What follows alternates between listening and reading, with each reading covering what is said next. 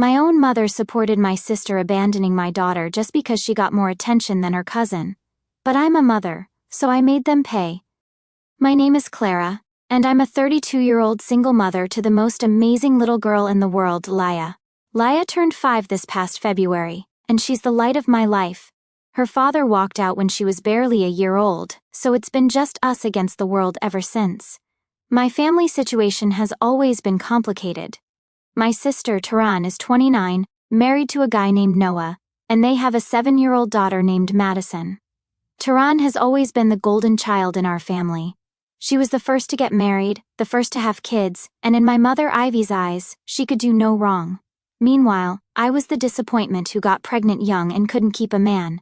The favoritism was always obvious, but I dealt with it because I wanted Leia to have a relationship with her grandmother and aunt. Ivy would constantly compare Leia to Madison, always finding ways to praise Madison while subtly putting Leia down. Taran would make passive-aggressive comments about Leia's behavior, her clothes, or her achievements, but I bit my tongue because I thought family was worth it. I should have seen the signs earlier. At Madison's 7th birthday party last year, Leia had brought a homemade card she'd worked on for hours. Ivy barely glanced at it before setting it aside, but when Madison opened her gifts, Ivy made a huge production of each one when Leia started crying because she felt ignored. Taran snapped at me to control my child because she was ruining Madison's special day. I was naive enough to think that was just Taran being stressed about the party. I had no idea how deep the resentment ran. 3 months ago, we were having our monthly family dinner at Ivy's house. It was a Tuesday evening in March, and I remember it being unusually warm for the season. Leia was excited because she'd learned a new song at school and wanted to perform it for everyone. She'd been practicing all week, and I was so proud of her confidence. But from the moment we arrived, something felt off. Taran was being unusually nice to Leia, which should have been my first red flag. She complimented Leia's dress, asked about school, and even suggested they could play together after dinner. Ivy was also being more attentive to Leia than usual, which I stupidly interpreted as progress. During dinner, Leia was telling everyone about her upcoming school play, where she'd been chosen to be a flower in the garden scene. She was so excited, gesturing wildly with her little hands and talking about her costume. Madison, who was sitting across from her, seemed annoyed by the attention Leia was getting. That's when Taran made her move. "You know what, Leia?" Taran said with a bright smile that didn't reach her eyes. "Since you're being such a good girl tonight, how about we go to the toy store and pick out a special surprise for you?" Leia's face lit up like Christmas morning. "Really? Can we, Mommy?" she asked. I hesitated. Something felt wrong, but I couldn't put my finger on it. "I don't know, it's getting kind of late," I said. "Oh, come on, Clara," Ivy chimed in. "Let Taran do something nice for Leia. The store's only 10 minutes away, and they'll be back before you know it." Taran was already standing up, grabbing her purse. "It'll be fun, won't it, Leia? Just us girls." Leia was practically bouncing in her seat.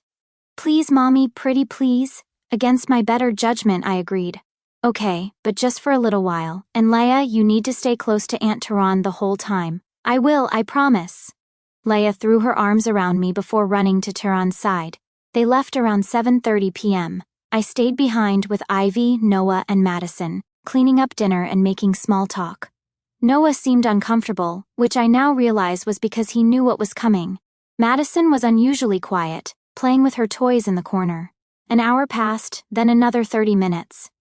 I started getting worried and called Taran's phone, but it went straight to voicemail. When I mentioned my concern to Ivy, she just waved me off. You know how Taran is when she's shopping. She probably lost track of time. But by 9:30 p.m., I was in full panic mode. Leia had never been away from me this long without me knowing exactly where she was. I called Taran again. Nothing. That's when Taran finally walked through the front door, alone. The silence in the room was deafening. I looked behind her, expecting to see Leia's little figure, but there was nothing. Taran had a shopping bag in her hand and was acting completely normal, like nothing was wrong. "Where's Leia?" I asked, my voice barely above a whisper. Taran looked at me with an expression I'll never forget. It was pure malice disguised as casual indifference. She sneered and said, "Oh, sorry. I must have forgotten her at the store. I felt like I'd been hit by a truck." "What do you mean you forgot her? Where is my daughter, Taran?" That's when Ivy spoke up, and her words cut through me like a knife. "Don't worry, you'll find her there eventually." I stared at my mother in complete disbelief. This was her granddaughter we were talking about. My 5-year-old little girl was missing, and they were acting like it was no big deal. Taryn laughed, actually laughed, and said, "Maybe she'll learn not to steal my daughter's thunder." That's when it hit me. This wasn't an accident. This wasn't Taryn being forgetful or irresponsible. This was deliberate. They had planned this. "What are you talking about?" I demanded, my voice rising. Taryn's mask finally slipped completely. "You want to know the truth, Clara? We're sick of Laya always trying to be the center of attention. Every family gathering, every dinner, every event. It's always about Laya and her latest achievement or her cute little stories. Madison barely gets a word in edgewise because everyone's too busy fawning over precious Laya." I couldn't believe what I was hearing. She's a 5-year-old child. She's just excited to share things with her family. "And Madison is my daughter," Taryn screamed back. "But does anyone care about what she has to say?" "No, because Laya's always stealing the spotlight with her dramatic little performances." Ivy nodded in agreement. "Taryn's right, Clara. Laya is very attention-seeking. It's not healthy for Madison to always be in her shadow. So you abandoned my daughter at a store?" I was shaking with rage and terror. "She's 5 years old. She must be terrified." "She's fine," Taryn said dismissively. "The store employees will take care of her until you get there. Consider it a lesson in humility." Noah finally spoke up, his voice quiet and ashamed. "Jess, this is going too far. She's just a kid. Stay out of this, Noah," Taryn snapped. "This is between me and my sister." I grabbed my purse and keys, my hands trembling. "Which store?" "Tell me which store right now." "Target on Maple Street," Taryn said casually, like she was giving directions to a restaurant. I ran out of that house faster than I'd ever run in my life. The drive to Target felt like an eternity. I kept imagining Laya scared and alone, looking for me, not understanding why her aunt had left her. The guilt was crushing me. I should have trusted my instincts. I should have said no. When I got to Target, I found Laya in the customer service area, crying her eyes out. A kind employee named Patricia had been staying with her, trying to keep her calm. Laya ran into my arms the moment she saw me, sobbing into my shoulder. "Mommy, Aunt Taryn said she was going to get the car, but she never came back." I waited and waited. My heart broke into a million pieces. Through her tears, Laya told me what had happened. Taryn had taken her to the toy aisle, told her to pick out something she liked, and then said she was going to pull the car around to the front of the store. She told Laya to wait by the customer service desk and that she'd be right back. That was 2 hours ago. Patricia, the Target employee, was amazing. She'd stayed past her shift to make sure Laya was okay, and she'd been trying to call the number Taryn had given her, which turned out to be fake. She'd also called the police, which is when I learned that what Taryn had done wasn't just cruel, it was illegal. The police officers who responded were Officer Nate Drummond and Officer Thompson. They took my statement and Laya's statement, and they were both visibly angry when they heard what had happened. Officer Nate Drummond had a daughter Laya's age, and I could see the fury in his eyes when Laya described how scared she'd been. "Ma'am, what your sister did is called child abandonment," Officer Nate Drummond explained. "It's a felony in this state, especially with a child this young. We need to go speak with her immediately." I followed the police back to Ivy's house. When we walked in, Tehran was sitting on the couch like nothing had happened, scrolling through her phone. Ivy was in the kitchen making coffee. The normalcy of it all made my blood boil. "Taryn Williams?" Officer Thompson asked. "Yes?" Taryn looked up, confused. "You're under arrest for child abandonment and endangering the welfare of a minor." The look on Taryn's face was priceless. She went from confused to shocked to terrified in about 3 seconds. "What? I don't understand. I didn't abandon anyone." "Ma'am, you left a 5-year-old child alone at a store for over 2 hours. That's child abandonment." Ivy came rushing in from the kitchen. "Officers, there must be some mistake. Taryn would never hurt a child. She's a mother herself." Officer Nate Drummond looked at Ivy with disgust. "Were you aware that your daughter had left your granddaughter alone at a store?" Ivy's face went pale. She looked at Taryn, then at the officers, then back at Taryn. I thought she was just taking a little longer to come back. That's not what you said earlier, Mom, I interrupted. You said I'd find her there eventually. You knew exactly what Taryn had done. The officers exchanged glances. Officer Thompson made some notes. Ma'am, were you complicit in this plan to abandon the child? Ivy started backpedaling fast. No, I had no idea. I thought Taryn was just running late. But Taryn, in her panic, threw Ivy right under the bus. She knew, she was part of it. We all agreed that Leia needed to learn some humility. Noah was standing in the corner, looking like he wanted to disappear. Madison was upstairs, hopefully asleep and unaware of the chaos downstairs. Both Tehran and Ivy were arrested that night. Noah called his lawyer, and I called mine. Leia and I went home, and I held her all night while she slept, still unable to fully process what had happened. Over the next few weeks, the full scope of what had happened became clear. The police investigation revealed that this hadn't been a spur-of-the-moment decision. Taryn had been planning this for weeks, possibly months. The investigation process was more thorough than I had expected. Detective Sienna Blake was assigned to the case, and she treated it with the seriousness it deserved. She interviewed everyone who had been at the dinner that night, including Noah, who initially tried to protect Tehran but eventually broke down and told the truth. Noah's testimony was particularly damaging to Tehran's case. He revealed that Tehran had been complaining about Leia for months, saying things like, "That kid thinks she's so special, and someone needs to take her down a peg." Noah admitted that he had dismissed these comments as Taryn just being stressed, but he now realized they were part of a disturbing pattern. The most shocking revelation came when Noah told Detective Blake about a conversation he'd overheard between Taryn and Ivy 3 weeks before the incident. Taryn had said, "I'm going to teach that little brat a lesson she'll never forget," and Ivy had responded, "It's about time someone did." Noah had confronted Tehran about it at the time, but she had claimed she was just venting and didn't mean anything by it. Noah also revealed that Taryn had been researching child abandonment laws online, trying to figure out how long she could leave Leia before it became technically illegal. She had bookmarked several articles about child abandonment cases, and had even joined online forums where she asked hypothetical questions about leaving children in stores. The digital evidence was overwhelming. Tehran's browser history showed dozens of searches related to child abandonment, including how long can you leave a child in a store, what happens if you abandon a child, and child abandonment laws by state. She had also researched Target's policies on unattended children, and had even called the store anonymously to ask about their procedures for dealing with lost children. Detective Blake also discovered that Tehran had done a practice run the week before the incident. She had taken Madison to the same Target store and had observed the customer service area, timing how long it took for employees to notice an unattended child and what their protocols were. Madison later told investigators that her mother had made her stand alone in the store while she watched from far away, and that it had made her feel scared and confused. The investigation also revealed that Tehran had been emotionally manipulating Leia for months leading up to the incident. She had been making subtle comments designed to make Leia feel guilty for receiving attention, saying things like, "Madison must feel so sad when everyone pays attention to you instead of her. And maybe you should let Madison talk sometimes instead of always being the center of attention." Leia's teacher, Mrs. Rodriguez, was interviewed as part of the investigation. She told Detective Blake that Leia had started becoming more withdrawn at school in the months leading up to the incident.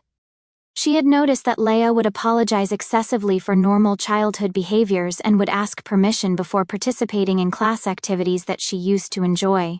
Mrs. Rodriguez also revealed that Leia had mentioned her Aunt Tehran several times, always in negative contexts. Leia had told her teacher that Aunt Tehran said she was too loud and too much, and that she needed to learn to be quiet like Madison. This testimony was particularly damaging because it showed a pattern of emotional abuse that had been building for months. They found text messages between Tehran and Ivy discussing their plan to teach Leia a lesson about attention-seeking behavior. There were messages about how they were tired of Leia upstaging Madison at family events, and how they needed to put her in her place. The most damning evidence was a group chat that included Taryn, Ivy, and 2 of their friends, where they had discussed their plan in detail. Tehran had written, "I'm going to take Leia to the store and just leave her there. Maybe being abandoned will teach her some humility." One of their friends had responded, "That seems kind of harsh, even for Leia." Tehran replied, "She'll be fine. The store employees will babysit her until Clara figures out where she is. It's not like I'm leaving her on the street." Ivy had added, "It's about time someone taught that child that the world doesn't revolve around her." Reading those messages in the police report made me physically sick. These were adults, my family, plotting to traumatize a 5-year-old child because they thought she was getting too much attention. The prosecutor, a woman named Megan Hollister, was incredible. She explained that this wasn't just a family dispute, it was a serious crime. Child abandonment is a third-degree felony in our state, punishable by up to 5 years in prison and a $10,000 fine. The endangering charge could add another 2 years. But that was just the beginning of their problems. As the criminal investigation continued, more disturbing details emerged about Tehran and Ivy's behavior patterns. Detective Blake expanded her investigation to include interviews with extended family members, family friends, and neighbors who had witnessed interactions between Tehran, Ivy, Leia, and Madison. Over the years, Tehran's former best friend, Maria Santos, came forward with information that shocked even the seasoned detective. Maria revealed that Tehran had been talking about wanting to teach Leia a lesson for almost a year. She had complained constantly about Leia's attention-seeking behavior and had expressed jealousy about the way extended family members doted on Leia. Maria told investigators about a particularly disturbing conversation she'd had with Tehran 6 months earlier. Tehran had said, "I swear, sometimes I just want to leave Leia somewhere and let her see how it feels to be forgotten. Maybe then she'd understand that she's not as special as everyone thinks she is." When Maria had expressed concern about such a statement, Tehran had laughed it off as a joke. But Maria now realized that Tehran had been testing the waters, gauging reactions to her increasingly extreme ideas about teaching Leia a lesson. The investigation also uncovered Tehran's social media activity, which painted a disturbing picture of her growing resentment toward Leia. In private messages to friends, Tehran had referred to Leia as the golden child, the attention hog, and the little princess who can do no wrong. She had complained about family gatherings being all about Leia, and had expressed frustration that Madison was being overshadowed by her spoiled cousin. Detective Blake also discovered that Tehran had been spreading lies about Leia's behavior to other family members. She had told several aunts and uncles that Leia was becoming a problem child, and that I was too permissive as a parent. She had even convinced some family members that Leia was mean to Madison, which was completely untrue. Ivy's role in the conspiracy became clearer as well. Phone records showed that she and Tehran had been in contact multiple times daily in the weeks leading up to the incident, often talking for hours at a time.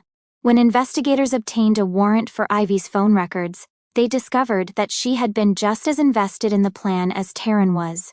Ivy had been keeping a notebook where she recorded every instance of Leia receiving attention at family gatherings.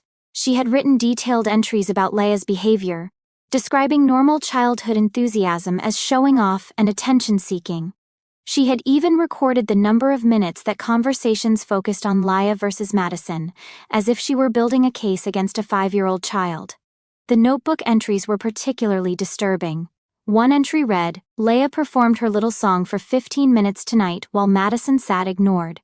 Something needs to be done about this child's ego before it gets completely out of control." Another entry stated, "Leia got 3 compliments on her drawing while Madison got none. This favoritism is damaging Madison's self-esteem. Leia needs to learn that she's not special." The investigation also revealed that Ivy had been coaching Madison to resent Leia. She had been telling Madison that Leia was stealing her spotlight, and that Madison deserved more attention than she was getting. She had been encouraging Madison to compete with Leia, and had been critical of Madison when she showed kindness toward her cousin. Detective Blake interviewed Madison separately, with a child advocate present, and Madison revealed that Grandma Ivy had been telling her for months that Leia was a bad cousin who took attention away from good girls like Madison.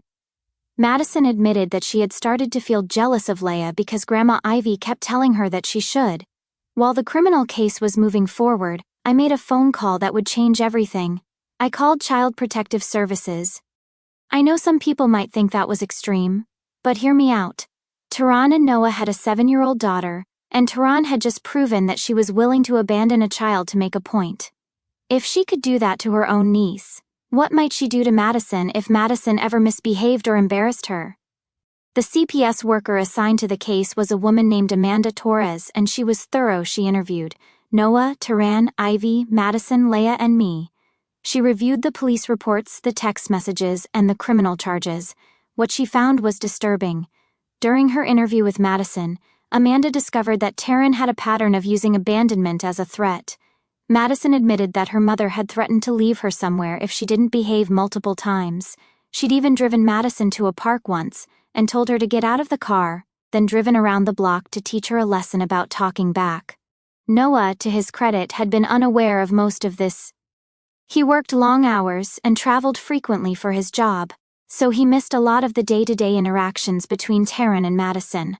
When Amanda showed him the evidence, he was horrified. Amanda also interviewed Madison's teachers, who reported that Madison had been exhibiting signs of anxiety and had mentioned being afraid of being left behind if she wasn't good enough. One teacher noted that Madison had cried when her mother was late picking her up from school, saying she thought she'd been forgotten like her cousin Leah. Based on her investigation, Amanda recommended that Madison be temporarily removed from Taran's custody pending a full court hearing. The family court scheduled an emergency hearing for 3 days later and agreed to place Madison in Noah's temporary custody while the situation was evaluated. Within 3 weeks of that family dinner, Taran's entire life had begun to implode. Noah filed for divorce and was granted temporary custody of Madison after the emergency court hearing. He moved out of their house and into a temporary apartment while he looked for a permanent place. Madison was placed in therapy to deal with the emotional abuse she'd suffered. Taran was charged with child abandonment, endangering the welfare of a minor, and, after the CPS investigation, additional charges of emotional abuse and making terroristic threats against a child. Her bail was set at $50,000, which Ivy couldn't afford to pay even if she wanted to. Ivy was charged as an accessory to child abandonment and endangering the welfare of a minor. Her bail was set at $25,000. She had to mortgage her house to pay for both her and Taran's legal fees, but the financial problems were just beginning. Noah owned a small but successful marketing company, and Taran had been the business manager. When the news of her arrest became public, 3 of Noah's biggest clients dropped him immediately. They didn't want to be associated with someone whose wife had abandoned a child. Noah's business lost about 60% of its revenue overnight. Taran worked as a dental hygienist at a popular family practice. When the partners at the practice learned about the charges, they placed her on immediate administrative leave pending the outcome of the case. The state dental board also opened an investigation into her license, citing the child endangerment charges as evidence of moral turpitude. Ivy worked as a substitute teacher in the local school district. When the district learned about her arrest, they terminated her immediately and banned her from any future employment with the district. Since she was 62 years old and had been depending on her teacher's pension, this was a devastating blow to her financial security. But the most unexpected consequence came from Taran's own stupidity. While Taran was out on bail awaiting trial, she made the incredibly poor decision to post about the situation on Facebook, against her lawyer's explicit advice. She wrote a long post claiming that she was being persecuted for trying to teach a spoiled child a lesson, and that the charges against her were ridiculous. She wrote, "I can't believe I'm being arrested for leaving my niece at a store for a couple of hours. Kids these days are so coddled. When I was little, we walked to school by ourselves, and nobody called the police. Now you can't even discipline a child without everyone freaking out. My niece needed to learn that she can't always be the center of attention, and sometimes that means experiencing a little discomfort. I was trying to help her become a better person, and this is the thanks I get." The post went viral in the worst possible way. Screenshots of Taran's post were shared thousands of times, with people expressing outrage at her complete lack of remorse. Someone started a change.org petition calling for her to receive the maximum sentence. Local news stations picked up the story. Taran's post was also forwarded to the prosecutor's office, where Megan Hollister used it as evidence that Taran showed no remorse for her actions and posed a continued risk to children at a subsequent bail. Hearing this significantly hurt Taran's chances of maintaining her current bail conditions. Noah was horrified by the post. His lawyer advised him to make a public statement distancing himself from Taran's actions, which he did. He issued a statement saying that he was appalled by his wife's behavior and that he was committed to protecting his daughter from any further harm. The viral post also led to Taryn's bail conditions being modified. At a hearing 2 weeks after her Facebook post, the judge increased her bail amount and imposed additional restrictions, including supervised visitation only with Madison and a prohibition on using social media. Taryn's criminal trial began 8 months after the incident. The prosecution had a strong case, with the text messages, the witness testimony from the target employee, Laya's testimony, given in a closed session with a child advocate, and Taryn's own Facebook post. Taryn's lawyer tried to argue that she had intended to come back for Laya but had gotten distracted and lost track of time. This argument fell apart when the prosecution presented the text messages showing the premeditation and Taryn's own statement to the police that she had deliberately left Laya as a lesson. The jury deliberated for less than 3 hours before returning guilty verdicts on all charges. Taryn was sentenced to 4 years in prison, 3 years of probation, and ordered to pay $15,000 in fines and restitution. She was also ordered to have no contact with Laya until Laya turns 18. Ivy's trial was separate but equally devastating. Her lawyer tried to argue that she was just following Taryn's lead and didn't understand the severity of the situation, but the text messages showed that she was an active participant in planning the abandonment. Ivy was convicted of accessory charges and sentenced to 18 months in prison and 2 years of probation. She was also ordered to pay $8,000 in fines and restitution.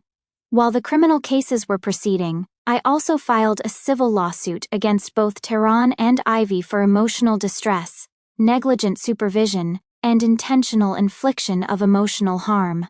My lawyer, David Kim, was confident that we had a strong case. The civil trial revealed even more disturbing details about Taryn and Ivy's motivations. During depositions, it came out that they had been resentful of Laya since she was born because she was getting too much attention from extended family members who thought she was cute. Taryn admitted under oath that she had deliberately planned activities to exclude Laya from family events. She had convinced Ivy to have Madison's birthday parties at venues where children under 6 weren't allowed, knowing that Laya couldn't attend. She had also spread rumors among extended family members that I was a helicopter parent who was raising Laya to be entitled and demanding. The civil case ended with a settlement of $85,000, primarily from Noah's business insurance policy that covered family member liability. The money was placed in a trust for Laya's education and therapy. Meanwhile, Noah was fighting for full custody of Madison. Taryn's lawyer argued that she should be allowed supervised visitation when she completed her sentence, but Noah's lawyer presented evidence of a pattern of emotional abuse and abandonment threats. The family court judge, Judge Ellen Dorsey, was not sympathetic to Taryn's case. She noted that Taryn had shown a disturbing pattern of using abandonment as a tool of control, and that her actions demonstrated a fundamental inability to prioritize the welfare of children over her own emotional needs. Noah was granted full legal and physical custody of Madison, with Taryn's parental rights suspended until Madison turns 18. Taryn was ordered to pay child support, and any future contact with Madison would require court approval and supervised visitation. The consequences of that one night continued to spread through Taryn and Ivy's lives like wildfire. Noah filed for divorce and was granted permission by the family court to relocate to another state with Madison for a fresh start. He eventually rebuilt his business and is doing well now, but it took nearly 2 years to recover from the financial damage. Ivy lost her house to foreclosure after spending all of her savings on legal fees. She was evicted 4 months after her release from prison and had to move in with her sister in Arizona. At 64 years old, she was essentially starting over with nothing. Taryn's other relationships were also destroyed. Her best friend, who had been in the group chat where they planned the abandonment, was so disturbed by the text messages that she ended their friendship. Several other friends and family members cut contact with Taryn after learning the full details of what had happened. The dental practice where Taryn had worked issued a public statement condemning her actions and donated money to a local children's charity in Laya's name. They also implemented new background check policies for all employees. The most important part of this whole story is how Laya has been doing. Immediately after the incident, I got her into therapy with a child psychologist named Dr. Ingrid Lowell. Leia struggled with anxiety and abandonment fears for several months. She was afraid to be away from me, even for short periods, and had nightmares about being lost and alone. She also struggled with guilt, thinking that she had done something wrong to make Aunt Tehran leave her. Dr. Lowell worked with Leia using play therapy and art therapy to help her process what had happened.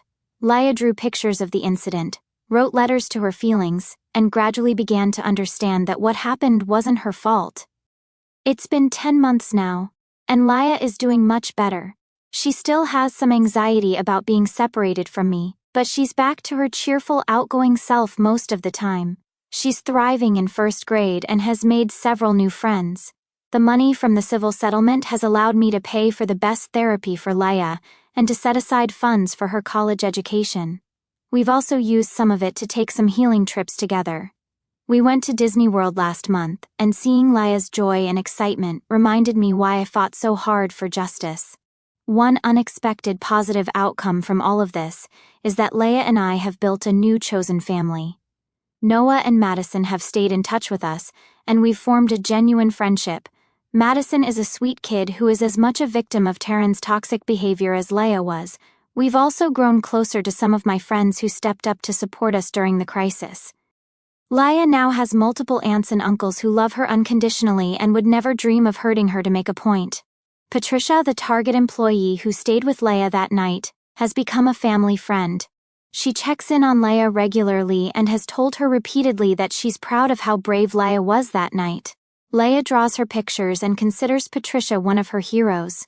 Looking back on everything that's happened, I've learned some hard but valuable lessons. First, trust your instincts.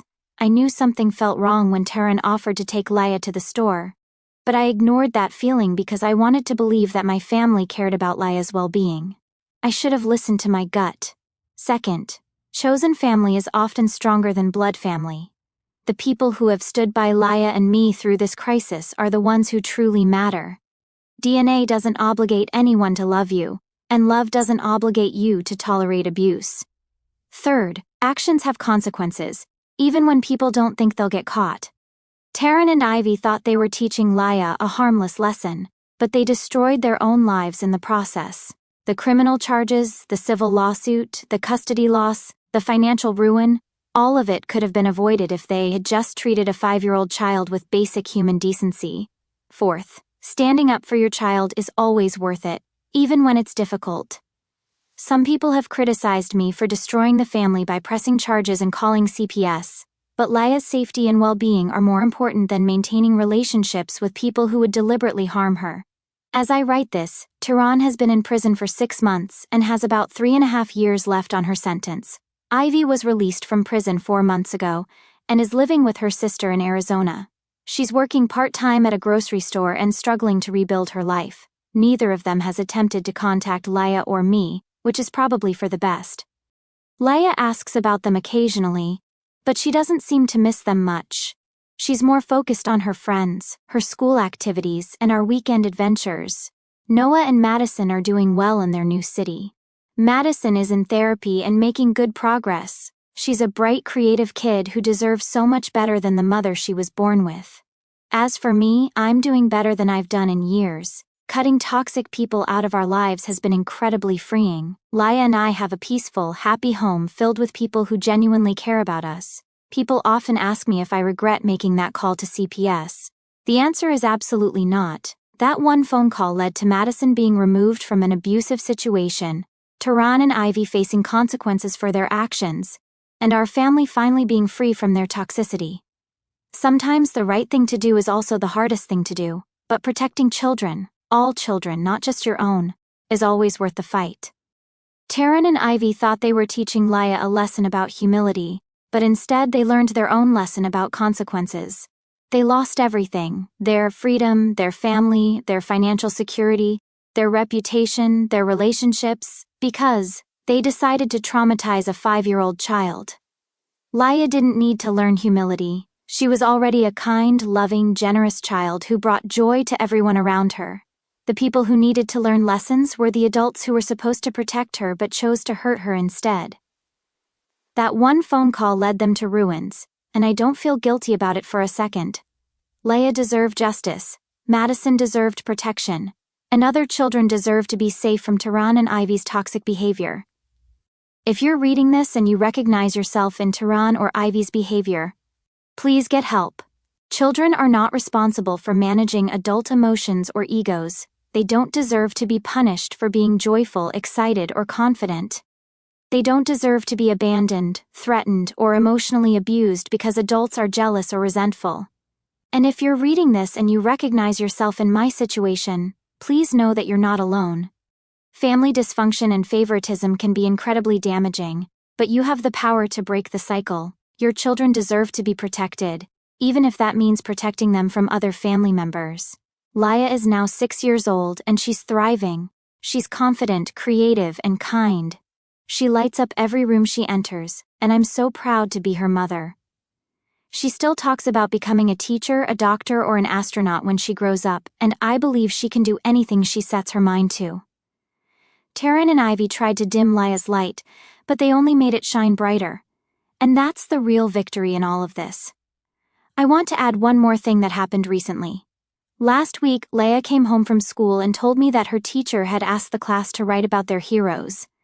I expected her to write about a firefighter, a princess, or someone from a movie. Instead, she wrote about me. Her essay said, "My hero is my mommy because she keeps me safe even when scary things happen when bad people tried to hurt me. She made sure they couldn't do it again.